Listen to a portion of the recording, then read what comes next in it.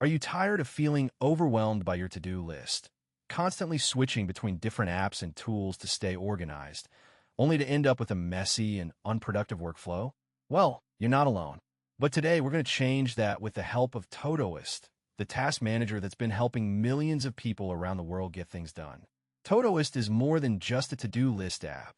It's a powerful productivity tool that lets you break down large tasks into smaller, manageable chunks and prioritize them based on their importance and deadlines. By using Todoist, you can create a structured workflow that helps you stay focused, avoid procrastination, and achieve your goals. So, let's dive in and explore the key features of Todoist and how you can set it up to get things done. First, sign up for a Todoist account. It's free, and you can start using it immediately. Once you're logged in, you'll see a clean and intuitive interface that lets you create new tasks, projects, and labels.